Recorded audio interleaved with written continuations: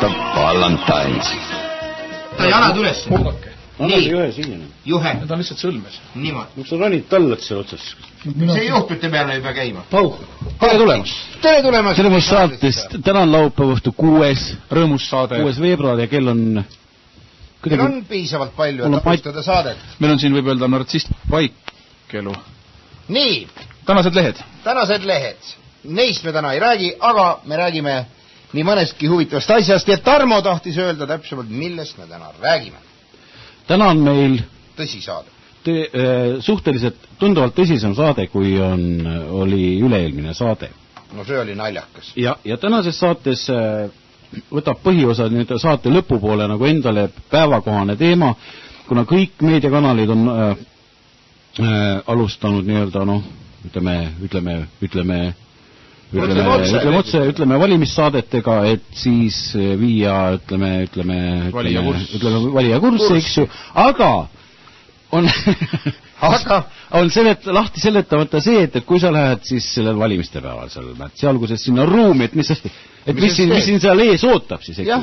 Selles suhtes on selle aasta... Mis üllatus sul ees on? Selle sajandi viimased Riigikogu ehk siis suured valimised selles mõttes natukene erinevad, et see peaks olema, inimene peaks olema valmis seal vastu võtma. Hannes Vaane ja Nalja hammas haevast asja välja tõmbas. Sellest me täna saate lõpus ka räägime. Õigemini me oleme teinud valmis lindi, me oleme käinud üheskoos külas. Aga... Nii totaalne. Ei, kõik on kontroll. Rääkige teie ka midagi, mis on... Aga kuidas me räägime, kui sina räägid? Näed, ma lähen mikrofonist. Ma laulsin praegu laulu. Hannes, palun räägi. Jaa, me kindlasti tuleme tänases saates veel ka selle teema juurde, mis meil eelmises saates pooleli jäi, kui me helistasime Alev Strömmile Rootsi ja kus oli siis, ütleme veel, saime nii-öelda täpsustamata mitteametliku statistika, milline oli Rootsi elanike jõulu aegne menüü ja millised olid, ütleme, statistilised andmed, kui palju ja mida tarbiti. Et kui me saame tänase saate, loodetavasti esimeses pooles me saame ühenduse Rootsimaaga, Alev Strömmiga. Ja muidugi ei puudu meie saatest muusika. Ja miks just täna Tarmo piirab, seda räägib meile jällegi Hannes. Miks sa valisid tema laulud just meie saatesse täna siin? Sellepärast, et mul oli Tarmoga telefoniühendus üks paar päeva tagasi. Paaritu päev. Ja ma küsisin, millega tegeled, kuidas läheb. Tarmo ütles, et ta just on praegu stuudios ja lindistab, mis tähendab seda, et tal on... Jälle? Jah, et tal on ilmselt tulemas uus plaat ja siinkohal oleks põhjust siis nagu nii-öelda vanaga veel, vana plaati veel ennem läbi kuulata, kui tuleb, ütleme, uus ja värske. Kedrata vana on veel nii kaua, kui ta on uus. Jah. Selle pärast. Nii et jääme ootele, aga senikaua kuuleme. Aga kuulame ja miks sa valisid just see loo, mis hakkas all käima? Selle looga on seotud lapsepõlves konkreetne mälestus, jah. See oli, kui me käisime vaatamas Valgevenes ühte vennaskalmistut. Siis seal oli Tõnni juures, jah, seal oli üks jõle kitsas tee, kus me pidime ringi keerama. Ilm oli soe, me olime 2 päeva toitunud ainult Fantast ja nendest väikestest meekookidest. No lapsepõlves oli palju Fantat. Edasi ja siis me vaatasime selle kalmistu ära, hakkasime koju tagasi sõitma. Ja isa tegi järsu pöörde, et jälle Eesti poole auto nina pöörata. Ta keeras jõle järsku ringi. Ja siis ma hakkasin oksele. Ja ma tundsin, et mul enam nagu see jää nagu seisma, kogu tuli ja meekook ja Fanta lahinal. Auto oli juba paksid niimoodi, et juba auto oli triiki täis, mistusime ainult nüüd nagu televiisoris ainult õlad ja pea oli okse seest näha. Siis kuskilt hakkas mu kõrvudesse tulema see laul ja okse jäi järgi ja me sõitsime koju. Nii, Tarmo laula. Kuulame. Kes kaugel teel seal kus Emajõgi voolab mõttes tihti ringi käin kevad tuuled meelde toovad aegu ammu mööda läin küllap tahan veel kord tulla lainte laulu kuulata palja jalu mustal mullal kodu käia taas.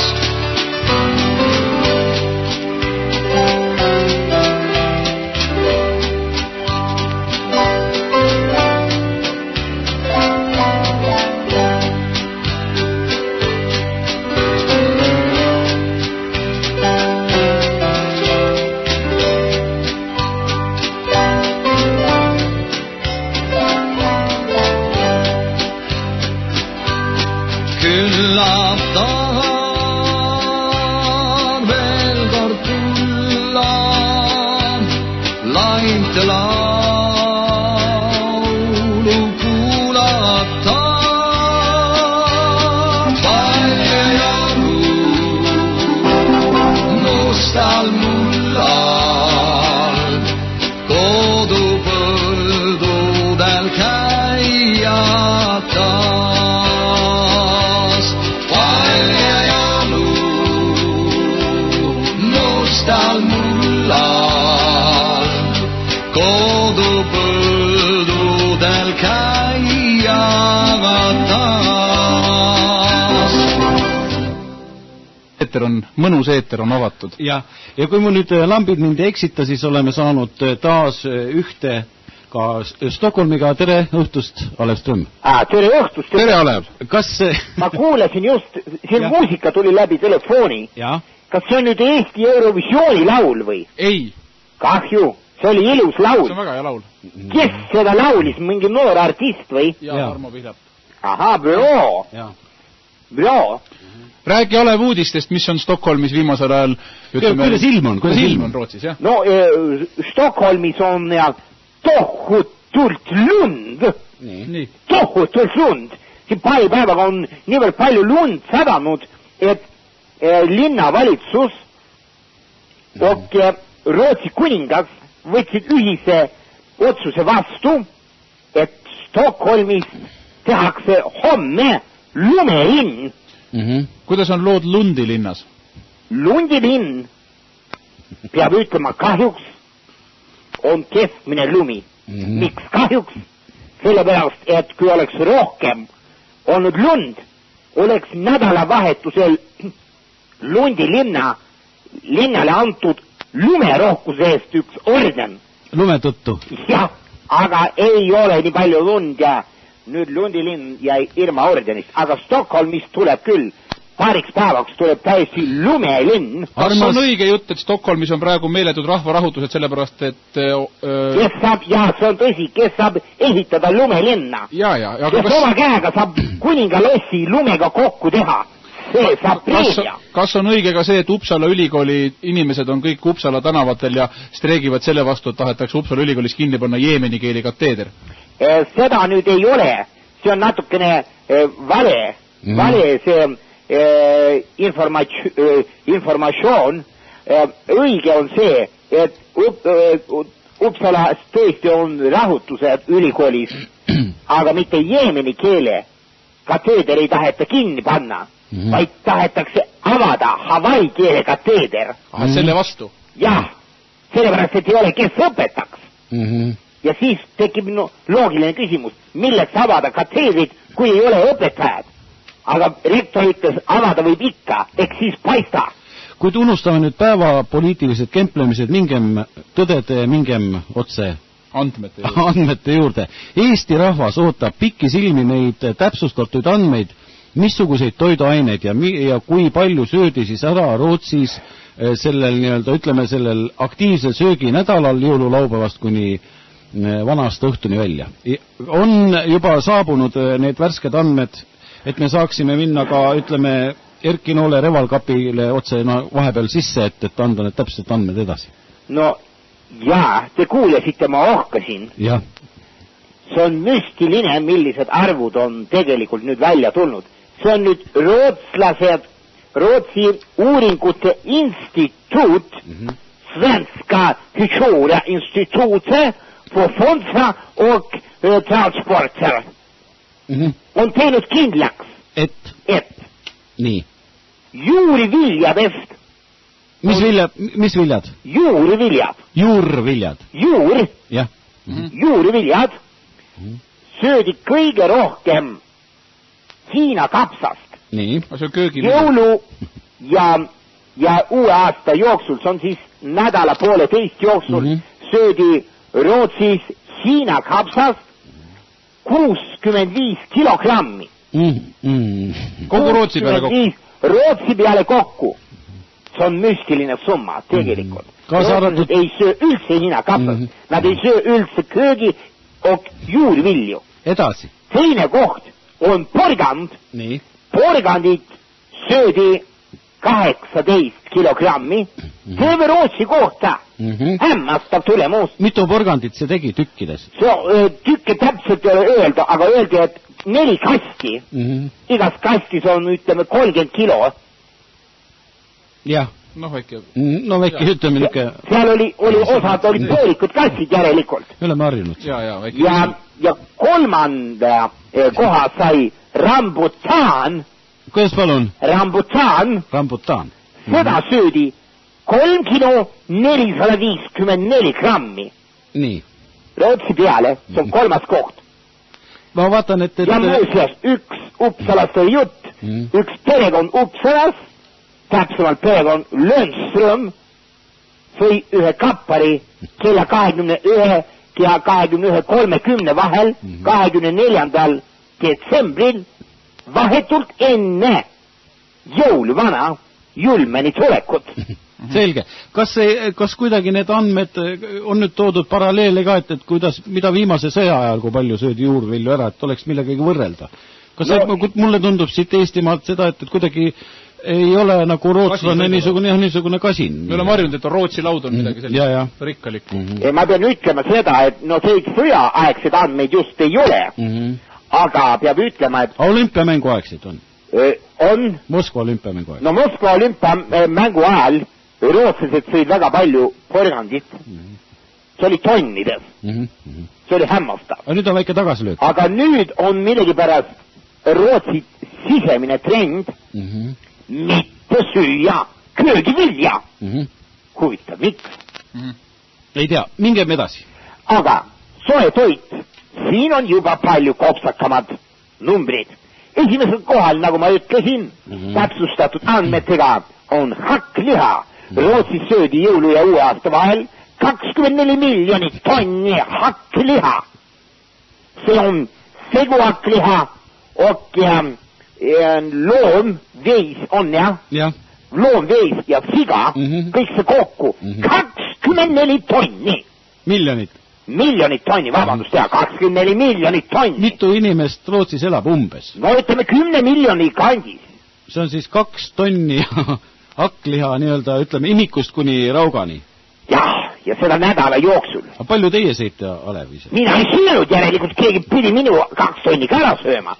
Ja Svensson ei saanud ka süüa, ta oli, Aga millest selline armastus rootslaste lakkliha vastu, kas see tuletab neile lapsepõlve meelde või midagi muud? Vot siin on üks väike, nüüd on trend, selline toit on. Täidetud hakkliha. Ja mis see on? Hästi suur kogus, sa ostad, ütleme, 80 kilo või 100 kilo hakkliha ja sinna sisse lõikad paar viilu porgandit. Nii. Tervet viilu. Paned ja katad see hakkliga ära, see on nagu, ütleme... Ta tõmbab hästi läbi. Nagu pikk poiss porgandiga.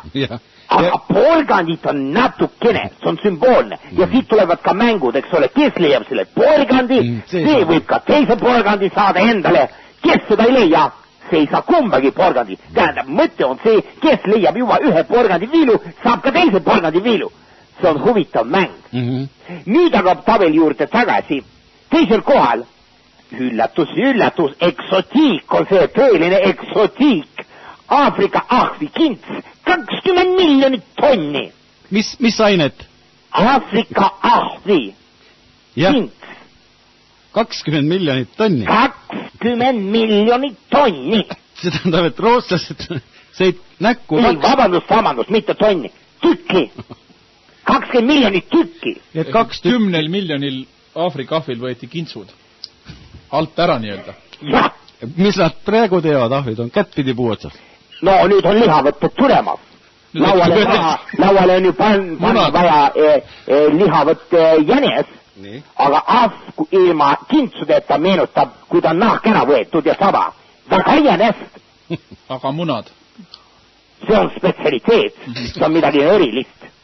Nii. Ja üllatus, mida ei oleks osanud tõesti lood, et 3. kohal oli, kuigi see on populaarne Rootsis, rinnapiim. Kuidas palun? Rinnapiim. Kelle? Iga rinna. Nii mehe kui naise rinnapiim. Ja see on nii, et kellel tuleb. Nii. Aga rinnapiim on väga populaarne Rootsis. Kas seal on mingisugune traditsioon? 10 miljonit tonni. 10 miljonit tonni 10 miljonit tonni. See teeb kui Rootsis on umbes 10 miljonit inimest, siis tonni ära. See on 10 miljonit inimest, siis iga... Sinna pannakse, et ta oleks huvitavam. Pannakse kübekele konjakit sisse. Siis tekib selline... Prantsuse palase maitse juurde. Aga kuidas see rinnapiim, kas see, ütleme, et...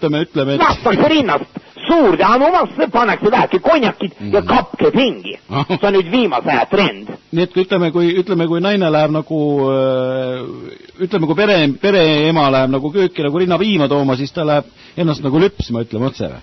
No, ja kes ei ole, see lüpsab teist. Selge. Rootslased on abivalmis rahvas. Ja. Kelle käsi ei ole näiteks. Ja nüüd väga imelik lugu toimus, ka midagi erilist ma läheks rääkida. Palun.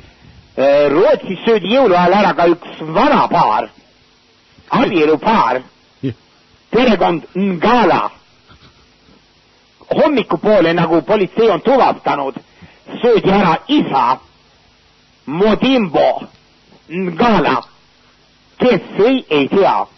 Lõunaks oli söödud ka ema Ngala. Ananan Ngala. Täitsa söödud ära? Söödud, jah. Huvitav. See oli naljakas, aga ka kurb. Ega sellest ei ole probleemi. Vana paar, väga soliidne paar oli. Nad elasid minu lähedal, ma mäletan küll. Ega nüüd ei ole... Tere? Kas ma räägin? Ega nüüd ei ole jumala pärast politsei kriminaalasja algatada. Ei. See käib lihtsalt traditsiooni juurde. No ütleme, ega see nüüd traditsiooni juurde käib, aga juhtub ikka. Kas on teada ka järgmiste jõulude vanapaar, keda ära süüaks? Tähendab, ei ole, aga ma kardan, et siin on mingi, tähendab, jäljed praegu, politsei ütleb, et jäljed viivad lennujaamale ja Aafrika lennuki peale. Kes? Võib-olla sealt me võime leida. Kas lennuki peale või lennuki vastu? Kui Aafrikast lennuk jälle maandub, siis võtaks järgmine pere. Lennuki peale. Just sõna otseses mõttes. Jäljed on ühe Aafrika lennuki peal. Tiibade ja lennuki kere peal. Lennuki kere peal. On 2 suurt jälge. Võib-olla ongi need jäljed. Nemad, see oligi võib-olla see isik, kes Ngala perekonna vanapaari ära sõi. Tore oli see Modimbo ja Ananana. Kuidas läks Eestis tehtud vihtadel, mis loomadele saadeti Rootsi? Aga need ei ole kohali jõudnud veel. Jaa. Sest et detsembri alguses Eestis tehti ju läks suur laeva üle 60 miljoni lehtpuude viha, mis saadeti Rootsi metsadele, kitsedele toiduks. Nälgivatele loomadele. Suure laevaga toodi. Huvitav, ei ole kuulnud. Kuigi taanlased protesteerisin, ma lehest lugesin, et miks Eesti on saatnud neile paberipuidu pähe mingisugused orad, oksad. Äkki see last läks segi. Mine tea, ma uurin seda, seda nüüd järgmine kord rääkida. Aga nüüd on veel üks eriline uudis. Minule väga meeldis see, nagu te teate ka, Rootsi kuningas käis Eesti majas. See oli büroo, teda võeti väga Broad vastu, Rootsi kuni oli populaarne mees seal ja ta ise oli ka väga tore ja sümpatiik ja mida ta sõi, mida pakuti külalisele, see oli väga eestlaslik ja tore, minule tegi südame soojaks. Kuningale pakuti kõigepealt kama, ta sõi seda suure isuga.